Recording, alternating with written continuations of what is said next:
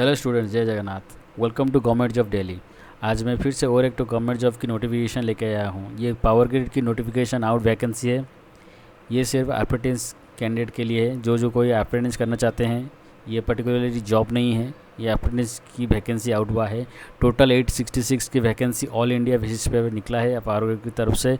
इस वीडियो में आपको सारा कुछ डिटेल बताऊँगा। इसका स्टाइपेंड वगैरह क्या है, इसका क्वालिफिकेशन वगैरह क्या है, कौन कौन अप्लाई कर सकते हैं। तो चलिए शुरू करते हैं। आपके स्क्रीन सामने आप देख सकते हैं पावर ग्रिड का नोटिफिकेशन का पीडीएफ फाइल रखा हूं मैंने, जो शुरू हो चुका है 15 सितंबर से फॉर्म आवेदन का प्रक्रिया, और 6 अक्टूबर तक रहेगा। उसी के अंदर ही आपको फॉर्म फिलअप करना पड़ेगा, 15 सितंबर से 6 अक्टूबर के अंदर ही।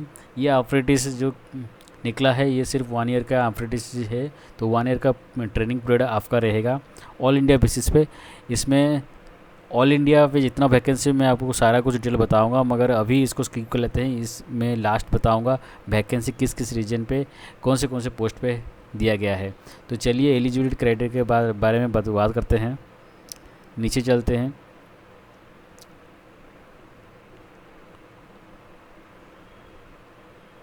तो इधर रहा एलिजिबिलिटी क्राइटेरिया। तो एलिजिबिलिटी क्राइटेरिया कौन कौन अप्लाई कर सकता है, जैसे कि आपने ITI किए होंगे और डिप्लोमा किए होंगे, नहीं तो आप ग्रेजुएशन किए होंगे, मतलब B Tech. ITI, diploma and graduation जो कोई भी कैंडिडेट किए होंगे उनके लिए ये अप्रेंटिस का फॉर्म फिलअप है, वो अप्लाई कर सकते हैं। फ्रेशर, ये आपका जो ट्रेड वगैरह है, आपका जो क्वालिफ़िकेशन है, क्वालिफ़िकेशन ख़त्म होने के बाद 2 साल के अंदर ही आपका ये फॉर्म फिलअप करना पड़ेगा। अगर आपका 2 साल बाद हो रहा है, मतलब 2 साल बाद आप अगर 3 साल हो गया आपका क्वालिफाई करने के बाद, आप ये फॉर्म फिलअप नहीं कर सकते हैं पावर ग्रिड की। इसमें टोटली दे दिया गया है कि within 2 year from the closing date of application. आपका क्वालिफिकेशन 2 साल के ही अंदर में ये फॉर्म फिलअप करना पड़ेगा।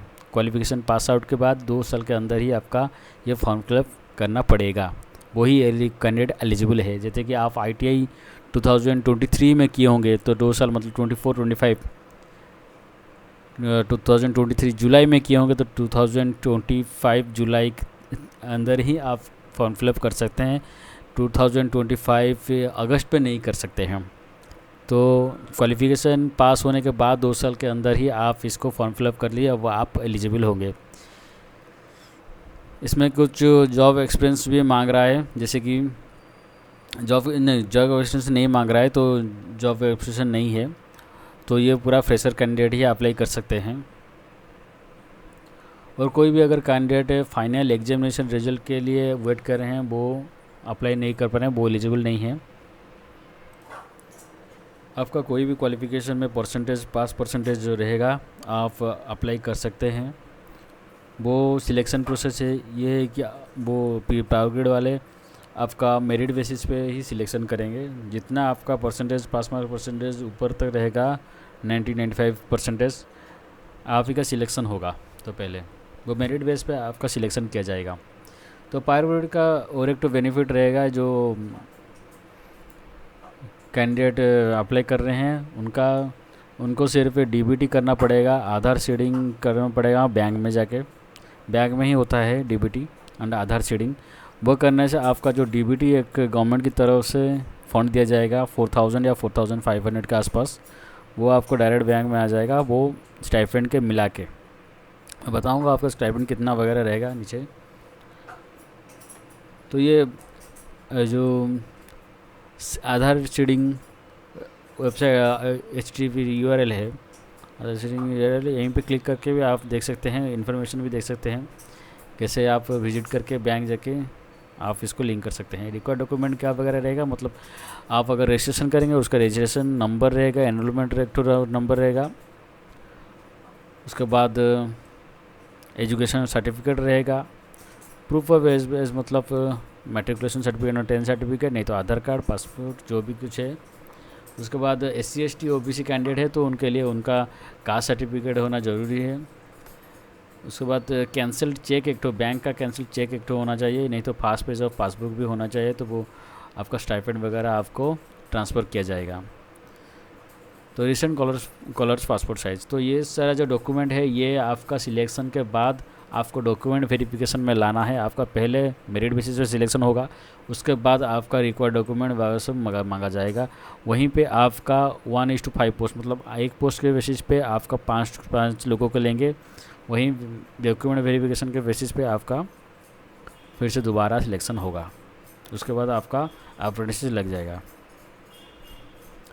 अब बताते हैं एप्लीकेशन प्रोसेस के बारे में। तो एप्लीकेशन प्रोसेस में आप जो वेबसाइट है NAPS वेबसाइट वो apprenticeindia.gov.in में जाके भी आप डायरेक्ट यहीं पे क्लिक करके भी जा सकते हैं, वहीं पे डायरेक्ट अप्लाई करेंगे। उसके बाद उसका जो एनरोलमेंट रजिस्ट्रेशन नंबर रहेगा, उसके बाद बोला कि देखिए NAP और NATS का रजिस्ट्रेशन जो एनरोलमेंट रजिस्ट्रेशन नंबर रहेगा। उसके बाद पावर ग्रिड में जाके कैरियर में जाइए, एंगेजमेंट ऑफ अप्रेंटिस रहेगा, उसमें क्लिक करके अप्लाई ऑनलाइन करिए। अप्लाई ऑनलाइन करने के बाद आप फॉर्म फिलअप पे आ जाएंगे। उसके बाद आपका जो भी डॉक्यूमेंट वगैरह आपका पूछा जाएगा वो आप फॉर्म फिलअप करके आप डायरेक्ट अप्लाई कर सकते हैं। आप देख सकते हैं इसका जो स्टाइपेंड वगैरह क्या है, मतलब ITI अगर किए होंगे इलेक्ट्रीशियन में, इलेक्ट्रीशियन का पोस्ट है तो 13,500 आपका स्टाइपेंड मिलेगा पर मंथ का। डिप्लोमा सिविल अगर किए होंगे तो आपका 15,000 DBD 4,000 रहेगा, 15,000 पर मंथ का स्टाइपेंड रहेगा। डिप्लोमा अगर इलेक्ट्रिकल में किए होंगे तो आपका अभी 15,000, डिप्लोमा वाले 15,000, ITI वाले 13,500 एंड ग्रेजुएट वाले 17,500 का स्टाइपेंड वगैरह सब कुछ मिलेगा। इसमें हर कोई डिफरेंट पोस्ट में है। ग्रेजुएट के बाद आपका HRA एग्जीक्यूटिव में, इसमें MBA में किए होंगे तो आप अप्लाई कर सकते हैं। उसके बाद लॉ ग्रेजुएट जो लॉ किए होंगे वो भी अप्लाई कर सकते हैं, लॉ के लिए कुछ पोस्ट निकला है। और जर्नलिज्म एंड मास कम्युनिकेशन अगर कोई कैंडिडेट क्वालिफिकेशन किए होंगे उनके लिए भी कुछ पोस्ट निकला है पावर ग्रिड की तरफ से। BTech कैंडिडेट इंफॉर्मेशन टेक्नोलॉजी के उनके लिए BA जो बैचलर इन आर्ट्स हिंदी में किए होंगे, इनका जो सब्जेक्टिव रहेगा, इलेक्टिव सब्जेक्टिव जो रहेगा हिंदी में, proficient knowledge of English language भी वो अगर किए होंगे तो वहीं पे भी आपका वैकेंसी दिया गया है, आप अप्लाई कर सकते हैं। उनके भी 17,500 मिलेगा आप। अब बात करते हैं इसका जो वैकेंसी वगैरह किस किस रीजन पे कितना वैकेंसी है। तो पहले मैं बता देता हूँ इसका जो नॉर्दर्न रीजन है, नॉर्दर्न रीजन पे दिल्ली पे आपका टोटल 15 वैकेंसी, हरियाणा पे आपका 71 वैकेंसी। उसके बाद ये उत्तर प्रदेश में आपका 18 वैकेंसी। ये सारा कुछ मैं स्टेट वाइज आपका मैं बता देता हूँ कितना कितना वैकेंसी है। उसके अंदर मैं नहीं जा रहा हूँ, वीडियो थोड़ा लेंदी हो जाएगा, मेरे पास टाइम वगैरह बहुत कम है। राजस्थान में आपका 26 वैकेंसी, और इसमें भी राजस्थान में 57 वैकेंसी का पोस्ट है। उत्तराखंड में आपका 12 वैकेंसी है। उसके बाद नीचे चलते हैं, जम्मू कश्मीर में आपका 32 वैकेंसी है, हरियाणा में आपका 8 वैकेंसी, पंजाब में 24 वैकेंसी, 12 वैकेंसी हिमाचल प्रदेश में, छत्तीसगढ़ में आपका 11 वैकेंसी, उत्तर प्रदेश में आपका 98 वैकेंसी है, उत्तराखंड में आपका 2 वैकेंसी ITI इलेक्ट्रीशियन का दिया गया है, बिहार में आपका टोटल 55 वैकेंसी है, झारखंड में आपका 20 वैकेंसी है, वेस्ट बंगाल में आपका 55 वैकेंसी, सिक्किम में आपका 11 वैकेंसी, अरुणाचल प्रदेश में 29 वैकेंसी, आसाम में 42 वैकेंसी, मणिपुर में 6 वैकेंसी, मेघालय में आपका 14 वैकेंसी, मिज़ोरम में आपका 4 वैकेंसी, नागालैंड में आपका 4 वैकेंसी, त्रिपुरा में आपका 15 वैकेंसी, उड़ीसा प्रोजेक्ट में आपका 57 वैकेंसी है, महाराष्ट्र में आपका 60 वैकेंसी है, और छत्तीसगढ़ में आपका 43 वैकेंसी है।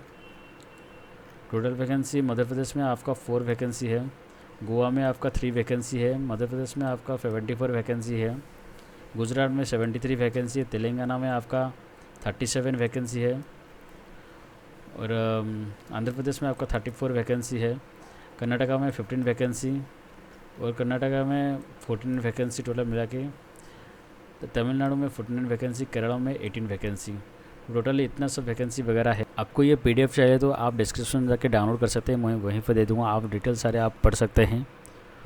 और अगर कुछ भी अगर जानना है तो मैं इस कमेंट पे कमेंट करिए, मैं ज़रूर रिप्लाई करूँगा। इसका लास्ट डेट है 6 अक्टूबर। बहुत बहुत धन्यवाद, थैंक यू।